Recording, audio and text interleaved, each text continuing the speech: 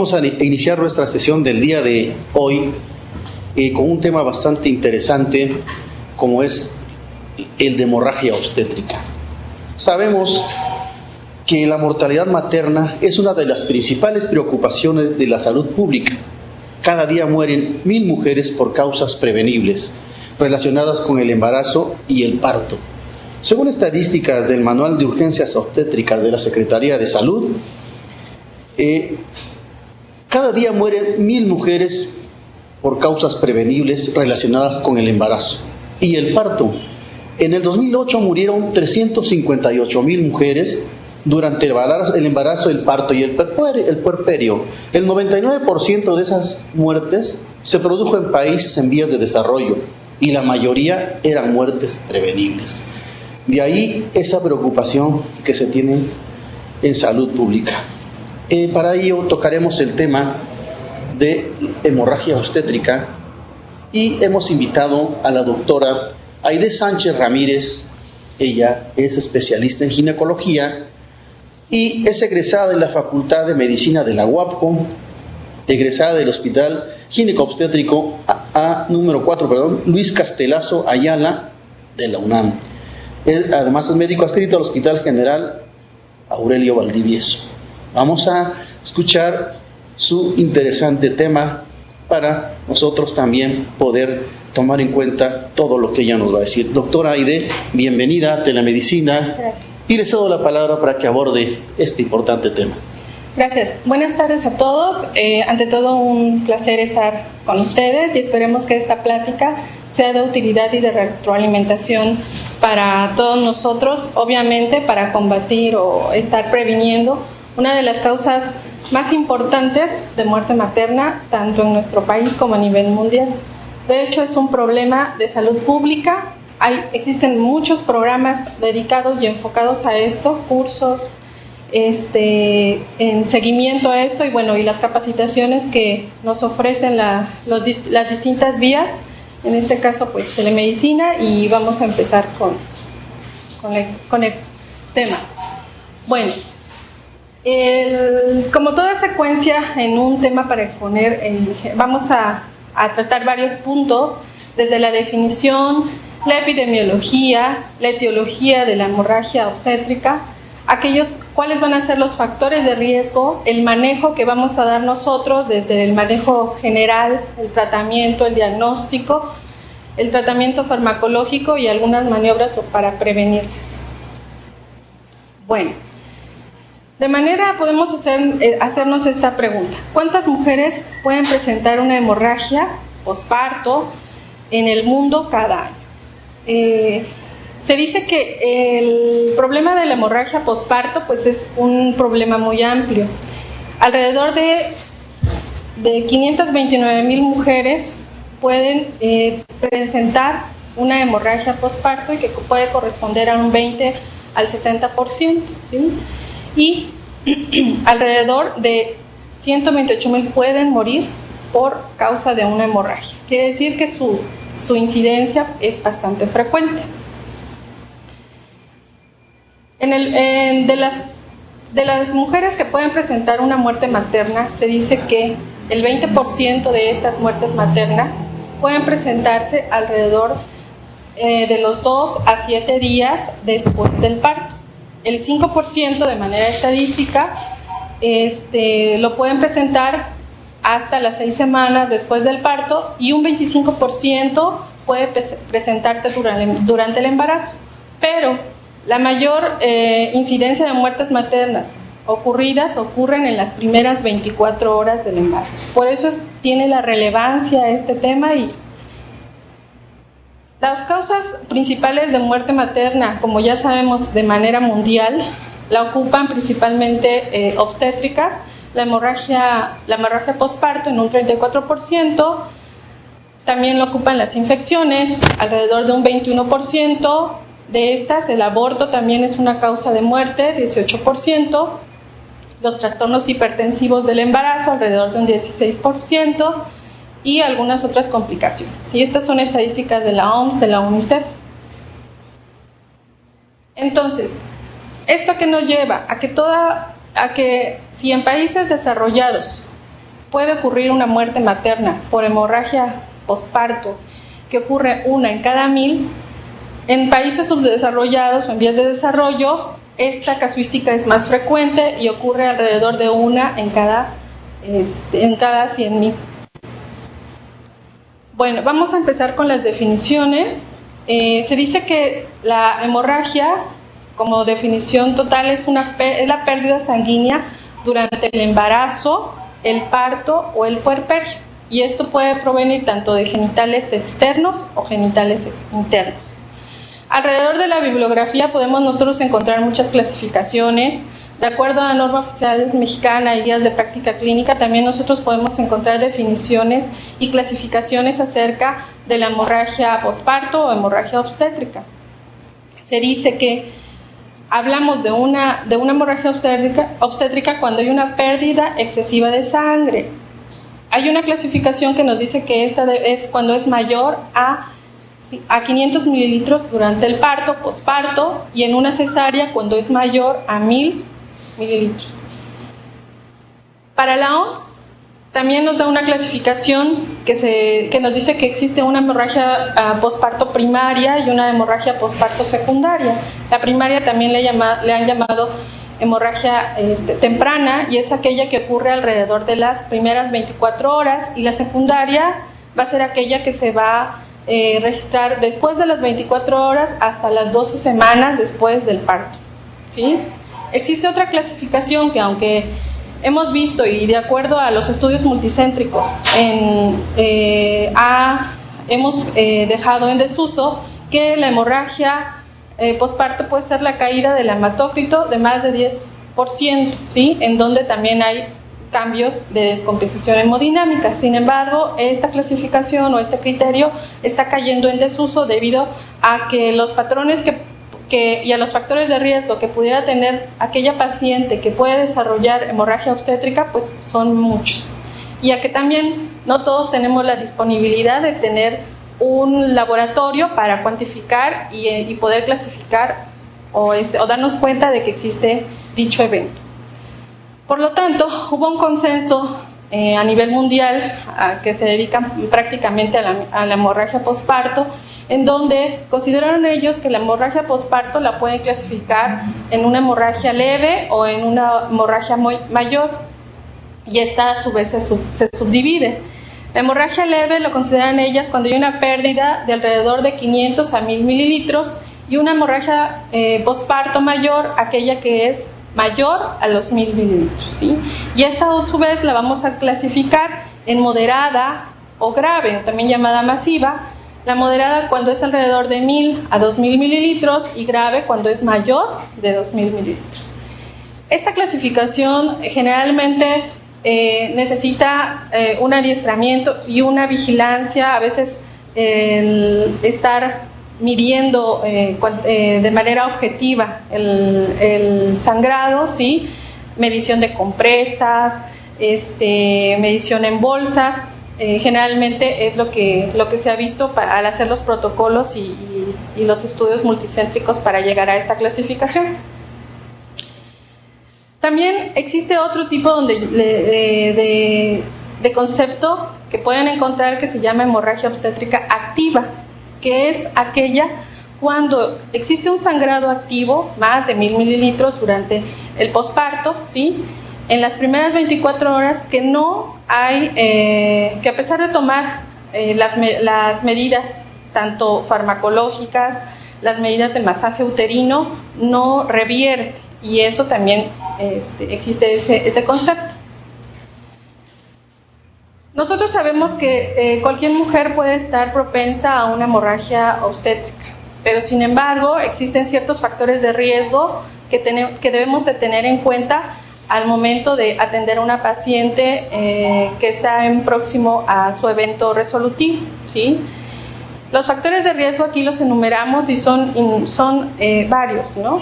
Existen desde la coagulopatía, antecedentes de un evento de hemorragia obstétrica previo, ¿sí? La anemia, la multiparidad, las gestaciones múltiples, los embarazos con productos macrosómicos, más de 4 kilos, el polidramnios, que van a ejercer cierto efecto a nivel del útero, ¿sí?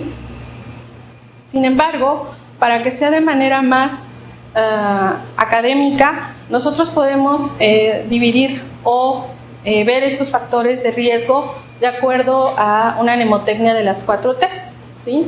Y empezamos por la primera, que vamos a evaluar lo que es el tono, ¿sí? Es decir, vamos a ver si en la embarazada tiene como factor de riesgo por ejemplo, una sobredistensión uterina, como un embarazo múltiple, una macrosomía, un polidramnios, ¿sí? Si hay algunas alteraciones durante el trabajo de parto, como una fatiga muscular a nivel uterino, en donde, por ejemplo, en aquellos trabajos de parto prolongados, ¿sí? Si hay datos de infección, que también es más frecuente que cursen con un evento de hemorragia, por ejemplo, una ruptura prematura de membranas de larga evolución, ¿sí? Anormalidades propias de la matriz, ¿sí? Miomas, placenta previa, anormalidades de la placenta, ¿sí? O uso de algunos fármacos que también nos pueden dar este evento obstétrico, por ejemplo, el uso de sulfato de magnesio, ¿sí? O betamiméticos. La segunda T la vamos a recordar como tejido y va a ser al ver todas las causas, ¿sí? Desde el trauma, ¿sí? Como son placentas también retenidas, anomalías de la placenta, ¿sí? O cirugías uterinas previas, ¿sí? Eso también puede ser un factor de riesgo. El trauma, como ya lo hemos revisado, y en cada evento de atención de parto que tengamos con las pacientes, pues debemos de hacer una revisión, no nada más de enfocarnos a nivel uterino, sino también a lo que es todo el tracto genital inferior, ¿sí? Ver si hay la presencia de desgarros cervicales, de desgarros vaginales, de desgarros perianales, ¿sí? También se ha visto que el parto instrumentado, el uso de forceps, pues también va a ser un factor de riesgo para que podamos tener este evento, ¿sí? El uso indiscriminado de episiotomías, que actualmente pues no es que esté en desuso, pero de acuerdo a todos los estudios y fisiología de lo que es el trabajo de parto, pues prácticamente estamos tratando de evitar este procedimiento, ¿sí? Unos partos obviamente precipitados, ¿sí? Una prolongación de las histerotomías a nivel de cuando se hacen las cesáreas, ¿sí? Esto es más también situación también técnica, mala posición fetal, embarazos gemelares, ¿sí? Roturas uterinas, ¿sí? Si hay antecedentes de pacientes con cesáreas previas, ¿sí? O también la inversión uterina por ya sea tracción excesiva del cordón umbilical. La tercera T se refiere a todas aquellas causas que estén relacionadas con las coagulopatías o con trastornos como la trombina. Dentro de estas entran las hemofilias, ¿sí? Principalmente, y algunas alteraciones que también nos va a dar ciertas patologías como el síndrome de Hebb, entre las principales. Vamos a revisar ahora algunos mecanismos dentro de la etiopatogenia de lo que es la hemorragia obstétrica. Sabemos que durante el alumbramiento, ¿sí? Hay contracciones a nivel del miometrio, ¿sí? Y estas por efecto mecánico van a hacer que la placenta se vaya desprendiendo, ya que esta no tiene cierta propiedad para contraerse y comienza a separarse a medida que hay la contracción. Esto prácticamente es un efecto mecánico, ¿sí? Entonces, estas contracciones del miometrio van también a comprimir lo que son los vasos que van a irrigar a nivel del lecho placentario, ¿sí? Y es como se viene el desprendimiento. También esto va a favorecer que factores hemostáticos de la decidua, ¿sí? Como el factor 1 del plasminógeno o factores de coagulación, plaquetas, puedan hacer una hemostasia en el tercer periodo del trabajo de parto. Sin embargo, si estos factores se alteran, estos mecanismos, obviamente como resultado vamos a tener un evento de sangrado. Hay que recordar también que, y es muy importante esta parte, que debemos tomar muy en cuenta porque es de relevancia y por qué nos suceden los eventos masivos de hemorragia, es que tenemos nosotros de recordar que el flujo de las arterias uterinas al final de lo que es el embarazo, ¿sí?, cuando llega a término, es alrededor de 500 a 700 mililitros por minuto. ¿Qué quiere decir? Que primero, el diagnóstico oportuno debe ser importante, pues, para evitar desenlaces fatales, ¿no? Este gran flujo que tiene las arterias uterinas, ¿sí?, alrededor de 500 a 700 mililitros por minuto, van a corresponder al 15% del gasto cardíaco, ¿sí? Y si le agregamos que hay traumas, desgarros, y que si hay alteraciones normalmente o de los mecanismos fisiológicos de la hemostasia, pues nos van a dar un evento que es la hemorragia postparto. Dentro del diagnóstico de la hemorragia, pues bueno, vamos a dividirlos en aquellas pacientes, por decirlo así, sintomáticas, y las que, entre comillas, lo vamos a recalcar, asintomáticas, ¿sí? Es decir, ¿cuáles van a ser nuestros parámetros? Pues un sangrado mayor a lo habitual, ¿sí? Y en esto sí debemos de estar muy enfáticos y no debemos subestimar ninguna pérdida sanguínea, ¿sí? No debemos decir, no, pues sangró un poco, ¿no? Sino siempre ser muy objetivos en estas pacientes, porque la descompensación puede ser rápida y debemos nosotros actuar prácticamente en la primera hora o en los primeros minutos del evento, ¿sí?, cuando tenemos ya signos de hipovolemia o hay síntomas de bajo gasto.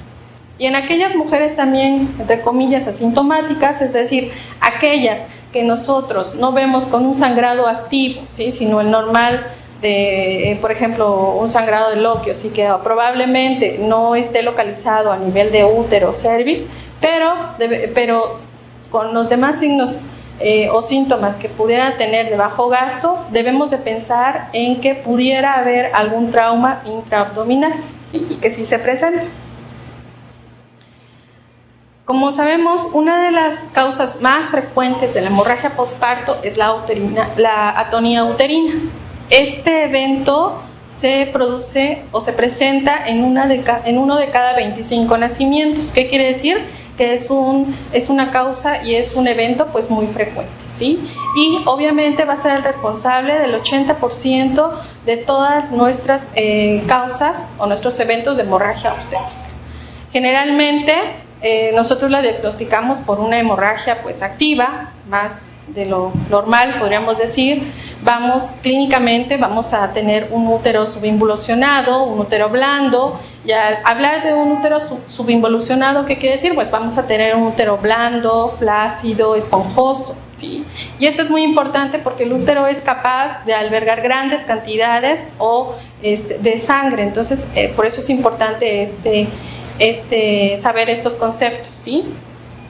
Y también de que la atonía uterina la podemos encontrar en dos fases, ¿sí? Una difusa, quiere decir que es la que generalmente se presenta, aquella donde existe un útero muy grande, muy subinvolucionado, lleno de sangrado, ¿sí?, que es la causa más común, o también una atonía uterina localizada. ¿Qué quiere decir?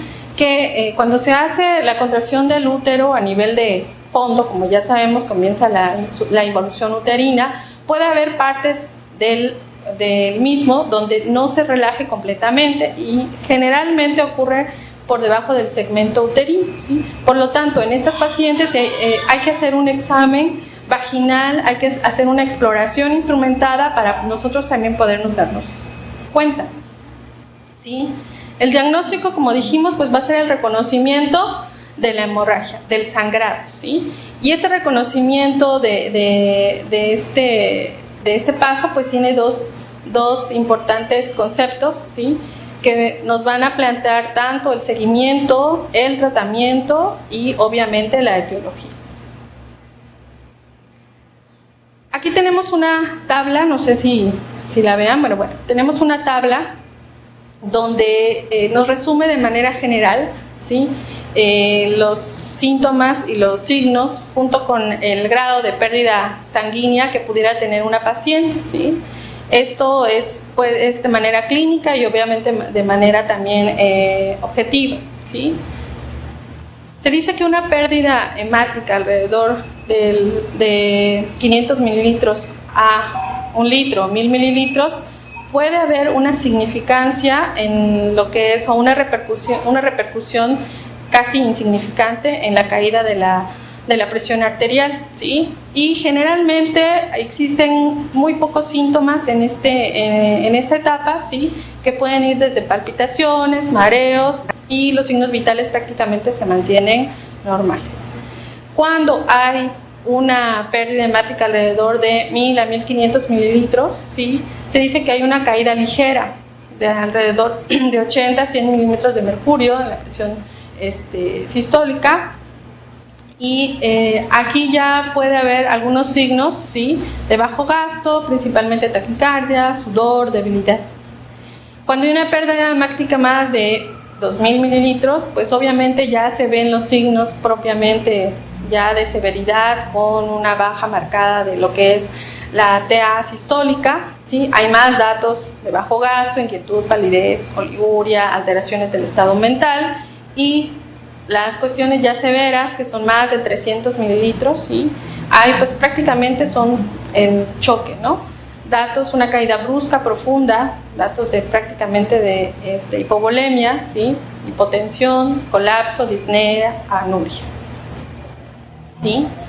Entonces, nuestro pilar pues siempre va a ser uno, no escatimar que toda paciente nos puede derivar en una hemorragia obstétrica. Hay que buscar las causas, ¿sí? Y empezar a dar el manejo, ¿sí? Aprendernos la mnemotecnia de las 4 T's, ¿sí? De manera sistematizada para nosotros poder dar los siguientes pasos, ¿sí?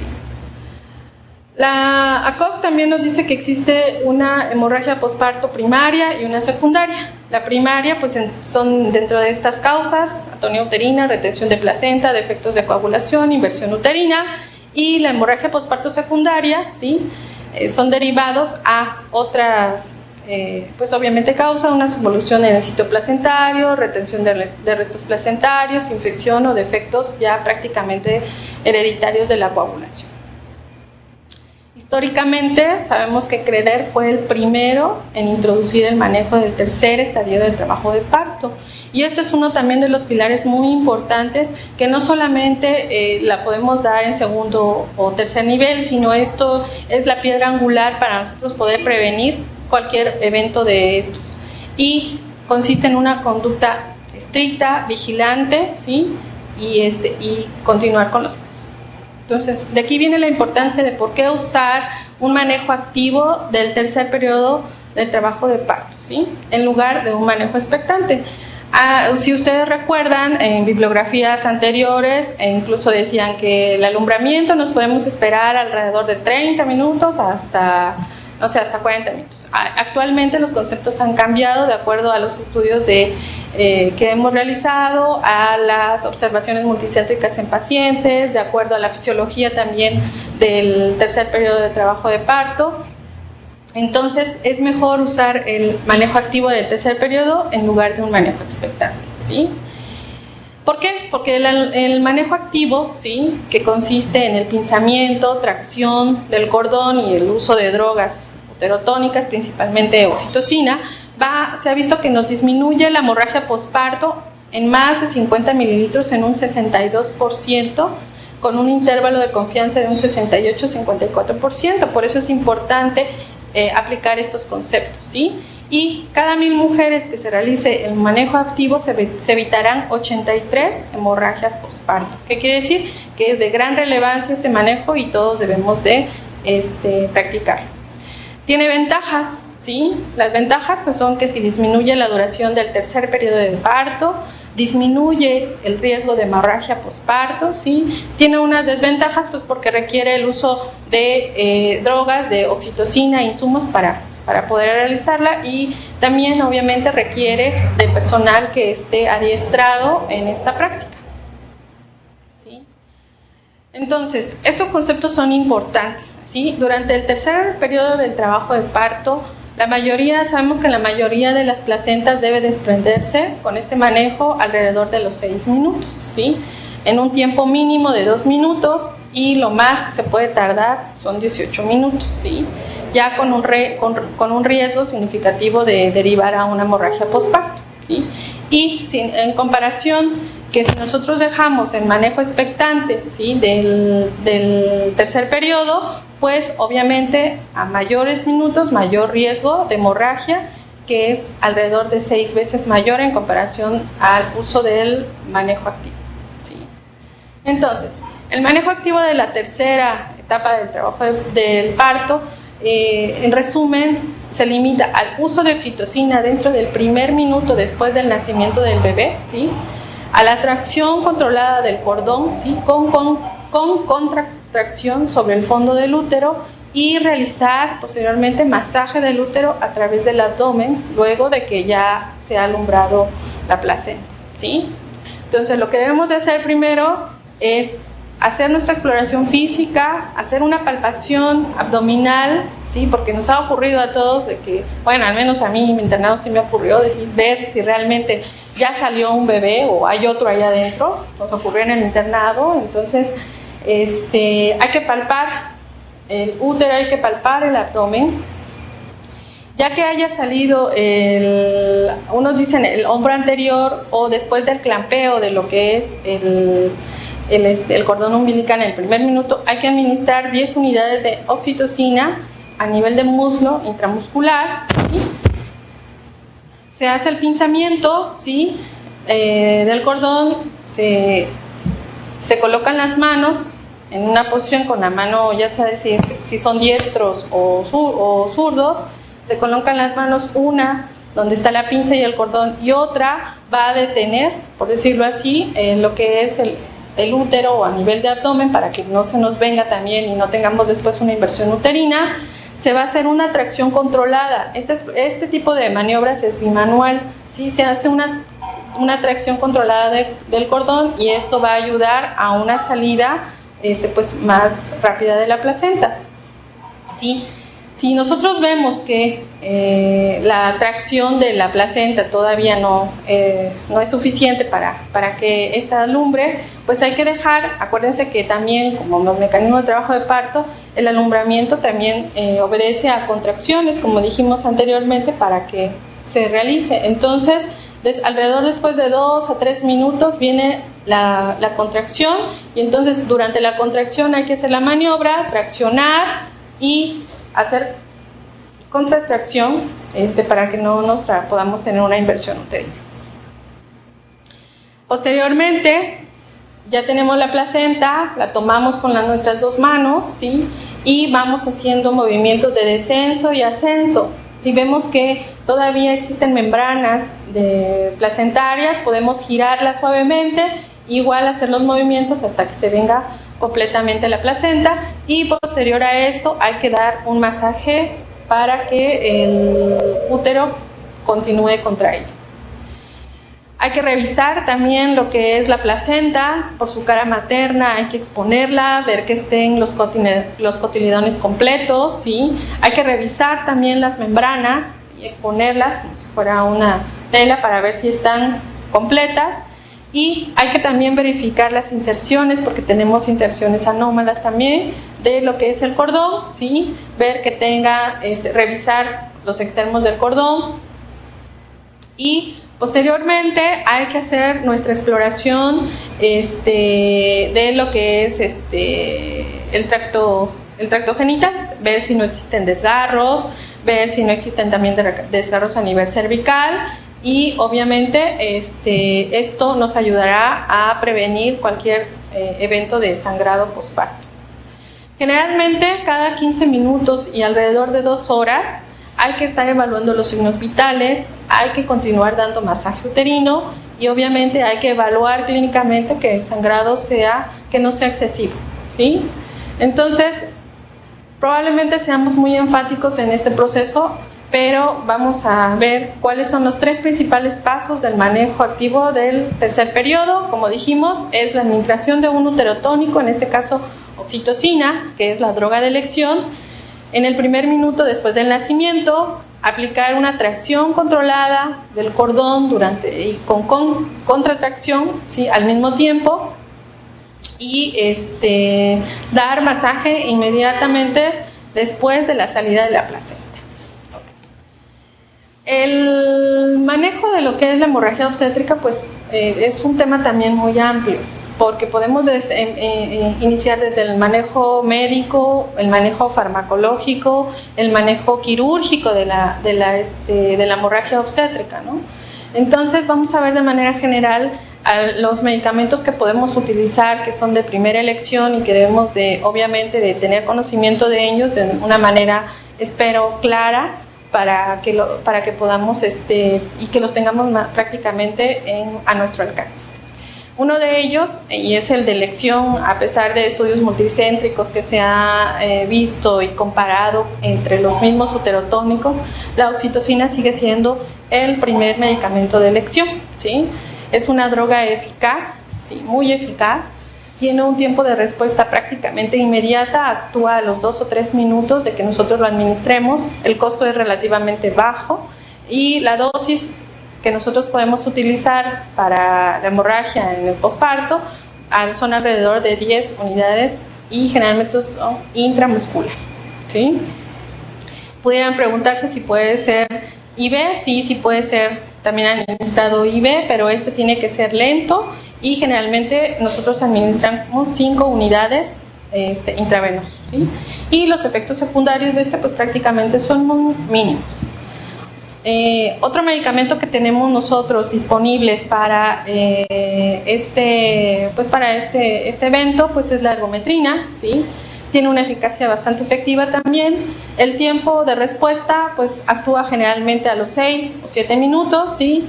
El costo es un poquito más costoso que la oxitocina y la dosis y vía generalmente aplicamos 0.2 miligramos intramuscular. Con esta vía y esta dosis pues tenemos que el efecto a los 6 o 7 minutos. Sí se puede utilizar intravenosa, pero sí se requiere que el efecto sea inmediato. Generalmente nosotros son muy pocas o contadas las veces que nosotros administramos la ergometrina intravenosa y generalmente actúa a los 45 segundos, ¿sí? Cuando se haga hay que administrarse nada más lentamente porque puede provocar contracciones muy dolorosas. Y la otra vía que puede tener la ergometría es una vía oral, es menos eficaz, pero bueno, si no tenemos otra, podemos usar, ¿sí? Y en los efectos secundarios, esto sí nos va a dar más efectos, desde náuseas, vómitos, cefaleas, hipertensión, por lo cual la ergometrina no debe administrarse en pacientes que tienen hipertensión. Entonces en ellas no debemos administrarlo, ¿sí? Alguna enfermedad cardíaca o la placenta que esté retenida, ¿sí? Otro medicamento que nos es de mucha utilidad y que en la mayoría lo tenemos en la mayoría de los centros comunitarios y hospitalarios es el misoprostol, ¿sí? La eficacia es menos efectiva que la oxitocina, ¿sí? Debido a que su tiempo para tener su respuesta es alrededor de los 6 minutos, ¿sí? Su concentración máxima la alcanza alrededor de la media hora, es un medicamento caro, ¿sí? Y la dosis es alrededor de 600 microgramos, ¿sí? Vienen tabletas de 200 microgramos, ustedes tabletitas, ya sea oral, sublingual o incluso unos también la pronin intrauterina, ¿sí? Efectos secundarios, pues puede producir igual escalofríos, náusea, vómito o también hipertermia. El otro medicamento pues que nosotros también tenemos a disposición es la carbetocina, ¿sí? Y como les había dicho, existen muchos estudios multicéntricos comparativos entre la carbetocina y la oxitocina para la prevención tanto de atonía uterina y ya sea del posparto o una cesárea, ¿sí? La carbetocina es un análogo sintético de la oxitocina, tiene una vida media que es un poco mayor que la oxitocina, de 4 a 10 veces mayor. Es en dosis única, ¿sí? Y se tiene que dar en infusión y obviamente si tenemos utilizando oxitocina hay que suspender la oxitocina para poder nosotros utilizarla y que pueda tener su efecto terapéutico, ¿sí? 100 microgramos de carbetocina serían equivalentes alrededor a 10 unidades de oxitocina para mantener un adecuado tono y evitar lo que es la pérdida sanguínea. Por eso es muy potente. De acuerdo a todo eso, nosotros siempre debemos de pensar o planificar cualquier evento que pudiera presentarse. Obviamente no queremos tener ninguna complicación, pero debemos de estar conscientes de que puede presentarse cualquier evento de hemorragia, de un cuadro hipertensivo, una eclampsia. Entonces debemos de tener protocolos y debemos de tener obviamente una planificación. Como vimos, una de las piedras angulares pues es identificar, ¿sí? El identificar los factores de riesgo que pueda tener una mujer, ¿sí? Ver qué disponibilidad tenemos en cuanto a recursos, ya sea de personal, médico, enfermería, medicamentos, laboratorio, equipos sanguíneos, productos sanguíneos, ¿sí? Para poder nosotros ofrecerle un tratamiento lo mejor posible en pacientes con hemorragia obstétrica. Y el uso profiláctico de uterotónicos, ¿sí? Porque como sabemos van a disminuir hasta un 50% la hemorragia postparto. Entonces el tratamiento debe ser multidisciplinario y se necesitan un equipo de respuesta inmediata que no nada más se presentan a nivel de hospitales de tercero o segundo nivel, sino también en nuestros hospitales comunitarios, en nuestro centro de salud debemos de hacer ya un manejo de lo que es la respuesta inmediata en cuanto a eventos obstétricos de urgencia que se puedan presentar, ¿sí? Y esto obviamente va a necesitar el adiestramiento de todo el equipo de salud que esté, desde enfermeras, obstetras, médicos subespecialistas, anestesiólogos, radiólogos, laboratoristas. Esto es uno de los pilares muy importantes para el tratamiento de la hemorragia, ¿sí? Y como les decía, no debemos permitir que encontremos una paciente prácticamente así ya casi moribunda para iniciar algún manejo, porque los primeros minutos son de gran relevancia para ella, ¿sí? Debemos iniciar las intervenciones no quirúrgicas, es decir, el manejo del tercer periodo, el manejo farmacológico antes de llegar a cualquier situación quirúrgica que si lo ameritara se va a realizar, ¿sí? Y hay que evaluar rápidamente para que nosotros veamos el éxito o el fracaso de nuestro manejo, ¿sí? Y como todo, debemos de tener metas, ¿sí? Las metas pues van a ser que en aquella paciente que presente este evento, pues nosotros debemos de mantener lo que es un volumen circulatorio adecuado, debemos de mantener también una adecuada oxigenación tisular a los principales órganos, ¿sí?